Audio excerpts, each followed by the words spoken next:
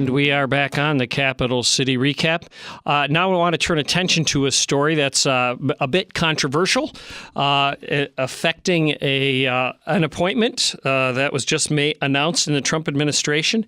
A gentleman by the name of Fred Fleitz, he was appointed as Chief of Staff to the National Security Council under John Bolton, who just recently took over that position as the head of the National Security Council in the Trump administration. And with his appointment to that position of Chief of Staff, a wave of criticism has come out from the Muslim American, the Arab American community and Muslim American community that Mr. Fleitz has Islamophobic tendencies, or is Islamophobic as a whole, because of some comments he made in an interview on Breitbart, and apparently as his involvement as a former senior vice president for the Center for Security Policy. And so quite a strong backlash of comments, though some of those carried in an article in the Detroit Free Press today. But I have on the line with me now a person who has a bit of a different perspective. That is Dr. Zuhdi Jasser. He is from Arizona. He is the president of the American Islamic Forum for Democracy and co-founder of the Muslim Reform Movement. Dr. Jasser, welcome to the program. It's great to be with you. Thanks for having me on.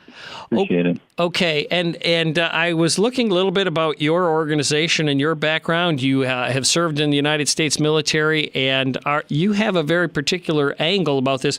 Can you tell me first, is there a legitimate basis for all of this firestorm of criticism? He made some comments about the Muslim communities in Minnesota, and obviously here in Michigan we have the highest concentration of Arabic folks, and folks, therefore, who frequently are also Muslim, not necessarily the same, but and so he made comments in an interview some time ago and mentioned Michigan. Is there a basis for all this firestorm? I really do not think so. I believe these organizations are always looking for opportunities to, launch their platform of victimization and give themselves relevancy and through their grievance narrative. And I, as a Muslim, now as I'm fasting in Ramadan and am orthodox in my practice, I'm also listed by many of those organizations as supposedly an Islamophobe and a bigot, even though I'm a Muslim. And the bottom line is that they believe that anyone who turns their attention towards political Islam or Islamism, which is a theocratic interpretation of Islam, and thus anyone who believes that jihadism as a global ideology is a threat to our security then becomes basically a person that wields in stereotypes and conspiracies. And at the end of the day, this is about tough love for the Muslim community. For example, in Detroit, you're having a trial now of 2 physicians,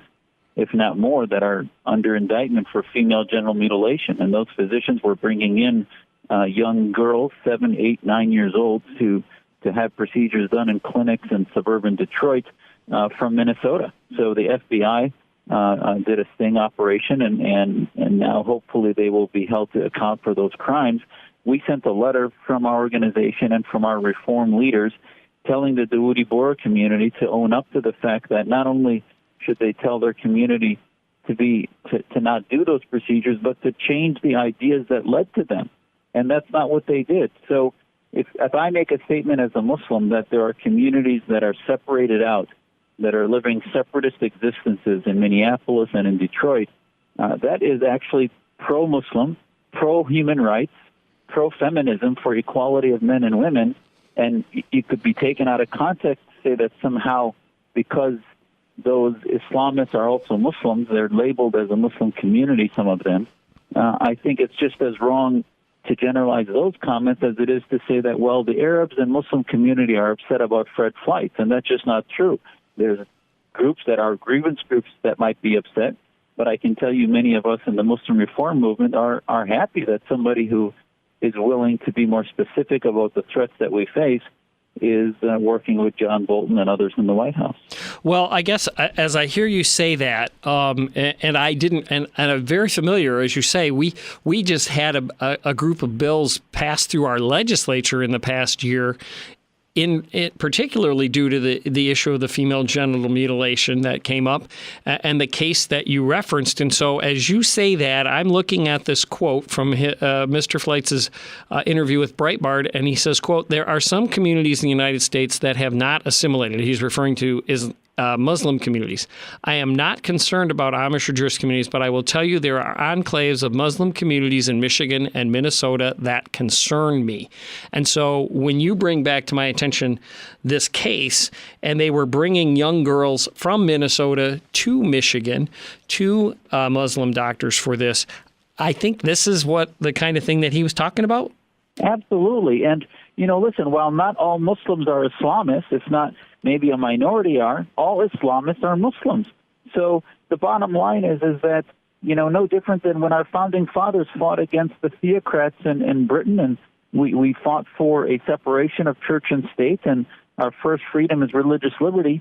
It was not anti-Christian to the founding fathers to fight against Christians who believed in imposing a theocratic interpretation. So if you're trying to defend the rights of Muslims against theocratic interpretations of Sharia in certain mosques or in certain communities or that have been not given the protection of the light of day, I don't see that. I see that, if anything, not only as pro-American but pro-Muslim.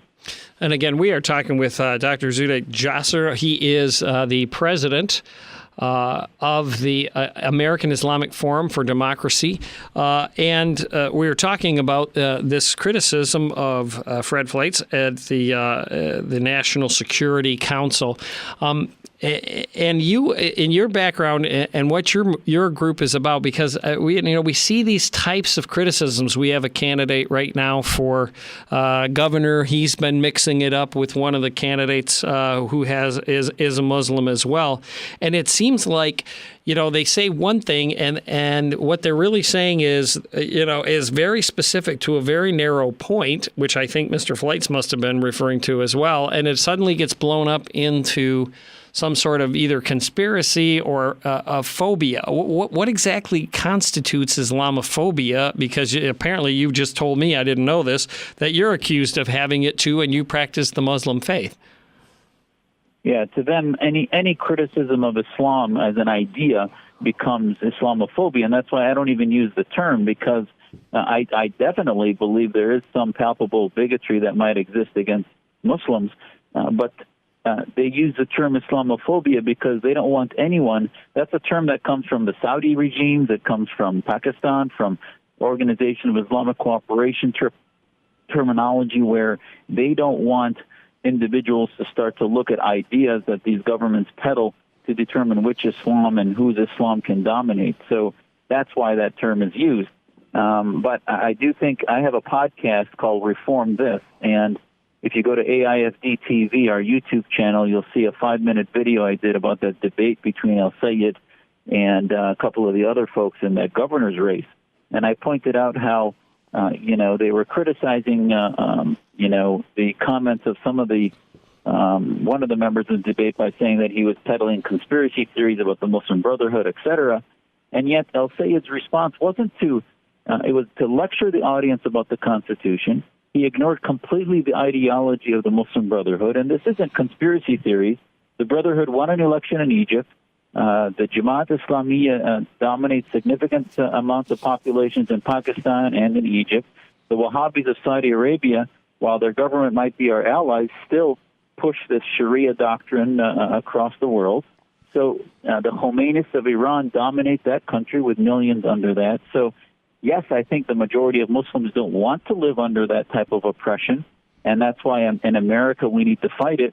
But I think for us to respond to Americans that are concerned about theocratic Islamism by saying that they're bigots actually is an insult to the people revolting in the streets of Iran and Egypt, and now in Jordan we're seeing protests.